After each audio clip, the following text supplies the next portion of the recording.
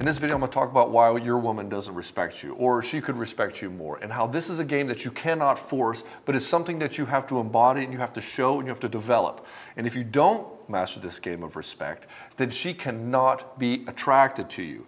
And if she can't be attracted to you, she's not going to want to have sex with you, and she's not going to make love. And you're going to find out that this to be true if your relationship is faltering, where she's not really wanting to sleep with you anymore, and you're trying to beg for sex, you're trying to figure out what's going on with the relationship, you're trying to figure out why you're having all these problems, trying to figure out why she's nitpicking you and all these type of things. It's because she is losing respect for you. And in this video, I'm going to go over all the reasons and all the steps necessary in order for you to dominate this game of respect in your life. My name is Ed Baxter, and I help guys in betrayal situations. I've coached thousands of men, tens of thousands of men who come through my doors in one form or another. I've had over 3,000 guys come through the Betrayed to Badass program. And that's what we do. We'll get you to that place where you make the right decision for you and your children. The number one reason that women don't respect their guy is because he's a fucking liar. What do you mean, Ed? What do you mean I'm a liar? I try to tell the truth. I'm trying to be an honest guy. You lie to yourself, you lie to your wife, you lie to your coworkers, you lie to your boss, you lie to God, you lie to everybody, you lie to your kids. And if you ask me, like, how are you lying? Well, are you being truthful about the way that you are? Are you being truthful about how your wife's interactions affect you? Are you being truthful to her? Are you expressing yourself unapologetically when things happen to you? When you tell your kids something, you make a promise to them, do you follow through? When you're hanging out with people, you're hanging out with your boss, do you try to make yourself out to be more than you are? Do you try to please your wife in order for her to like you? All of these things are lies and manipulations. And so the woman doesn't respect you because you don't respect yourself. You don't respect the person that you are. Why? Well, because you're probably not doing big shit in the world. You're probably not doing the things that make you respect yourself. Most men won't go to the gym. Most men won't eat right. Most men won't be present with their children. Most men won't follow their purpose or reason for living. Most men won't be authentic in themselves. Most men will not be truthful to God. They'll ask God to take all their problems away.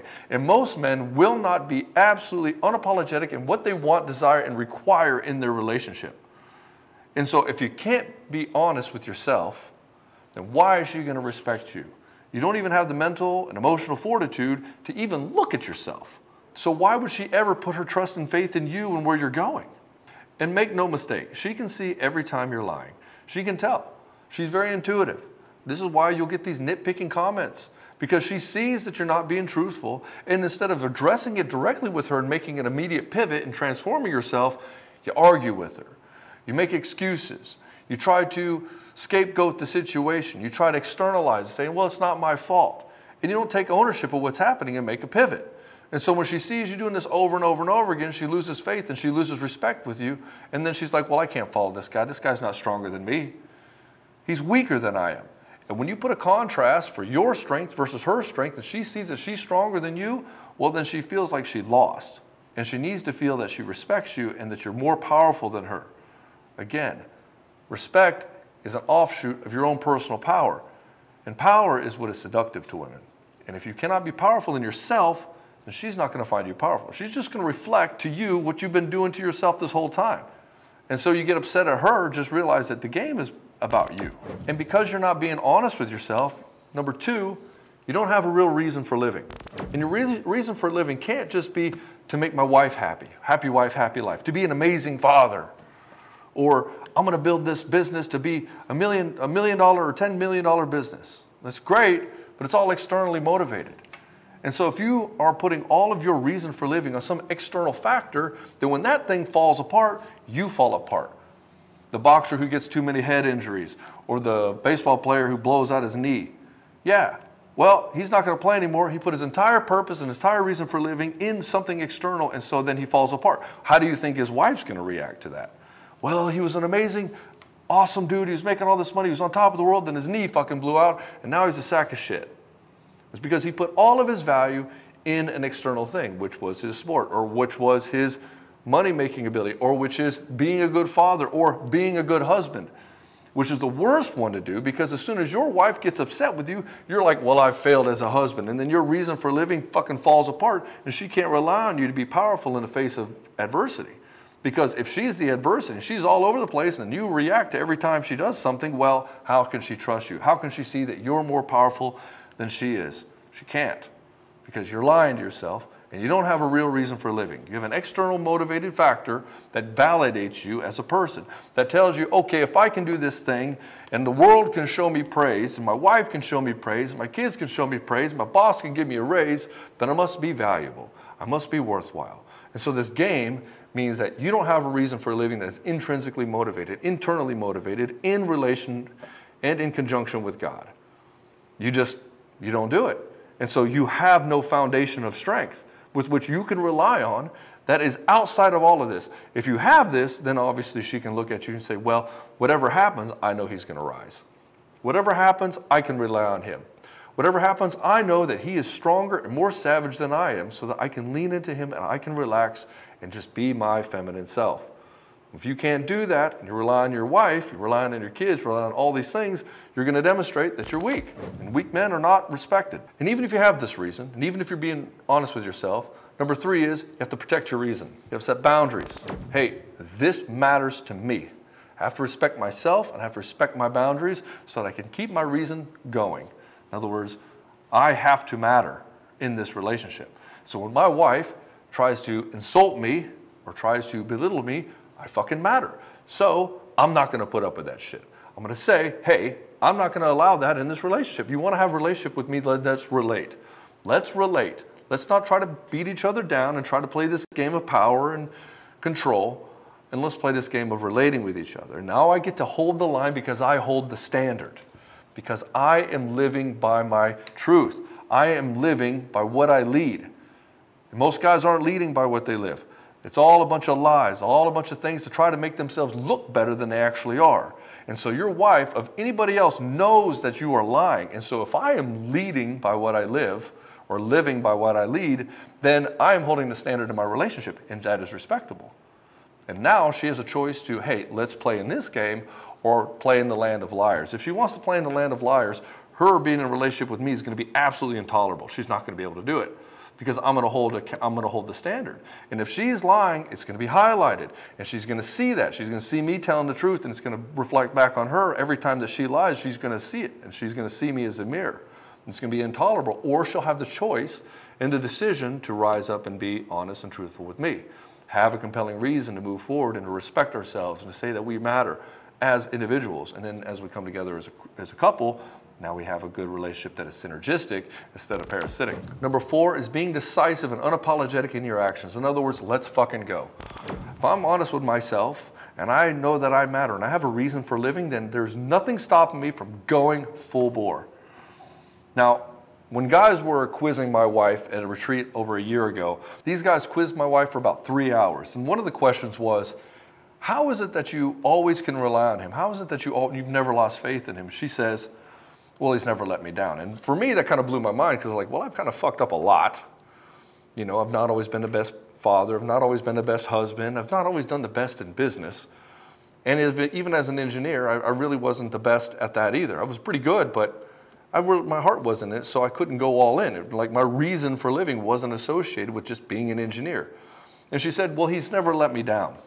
And really what she was saying on this is he never gives up. He always is in the fight because my reason is so compelling and my why matters to me so much that even if she leaves me, I'm going to go. Even if she says, you know what, that's not the direction I want to go in as your wife, I'm going to say, well, I love you very much, but I guess you're going to have to follow the direction that you need to go because my reason is my foundation. My reason is this foundation of identity that I want to create, this person that I want to be, to hold the standard. And so if I'm going to hold the standard, that means I can't hold on. That means I have to let go and go as fast as possible. I have to unapologetically go after the vision that I'm creating, my reason. And she can rely on that. If she can rely on that, and she knows that I'm going to do that, that we're not going to have to worry about the health, we're not going to have to worry about money, we're not going to worry about if I'm going to be a good husband or a good father, I'm going to do what's required. And I'm going to do what's required as fast as possible. Why? Because why wouldn't I? Why am I going to go do other things and waste my time? And number 5, I'm going to eliminate distraction. I'm going to go exactly where I want to go, and I'm going to go there as fast as I can. So this means I'm going to set other boundaries related to my reason, and I'm going to eliminate distractions. I'm going to eliminate things that do not serve me and my family and my purpose. When you have a reason for what you want and a purpose that you're going towards, it's going to contextualize why your life is the way it is. which means you're going to start looking at your wife a different way, which means you're going to start looking at your business a different way, and it means you're going to start looking at your kids a different way, and it's also going to have an effect on the way that you look at God. And when these things come into congruence and alignment, not only now are you in congruence with God and your family and your wife and your business and your reason for living, you're in congruence with your entire being. And now she can rely on you as a man to go after what exactly you are here to do. And so when the question was, how can you rely on your husband? It's like, well, his whole fucking life is about being reliable.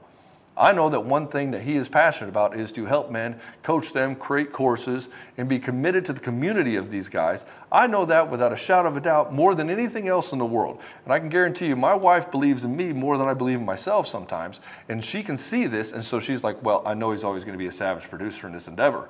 So I'm not going to worry about it. I can rely on him. I respect the fuck out of him. And number 6, which for most men they completely lack in this, is emotional self-control.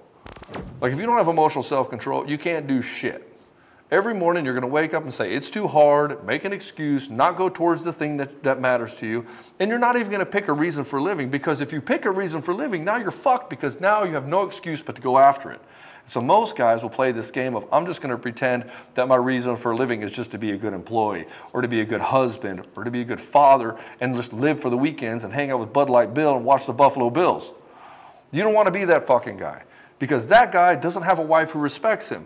That guy doesn't get fucked every day. That guy can't have blowjobs on demand because his wife fucking loves the shit out of him and will do anything for him.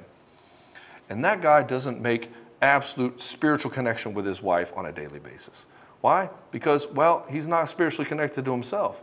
And so she's like, I want this guy, I want this hero, but this guy's not showing up at all. He's not even showing up for himself. So how can I even respect him? So yeah, he's going to get belittling comments from me. Yeah, I'm going to talk down to him because you know what? He fucking deserves it. And I'm going to do this to him over and over and over again until he finally wakes up, starts standing up for himself. This is what you're encountering. Yeah, you can say that your wife's a narcissist, but this is what you're running into. Make no mistake, you called this into your life because you refuse to stand up, you refuse to rise up. This is also why I created the Broken to Badass program, because it takes you from this broken motherfucker into this badass motherfucker who is in complete alignment with his life. The cool thing is, we turn this around for you in just a couple of weeks. A couple of months, you'll be firing on all cylinders, and then the rest of the game is just normalizing that, because that transformation happens so fast, it takes a little bit of time to marinate, to integrate, and to really have the external world start to change because of the changes that you have made internally. If you want to know more about that, link is in the description below. Anyways, brother, I hope you find this video helpful. Hit like so other men will find this. And then subscribe if you want to make sure you don't miss the next one.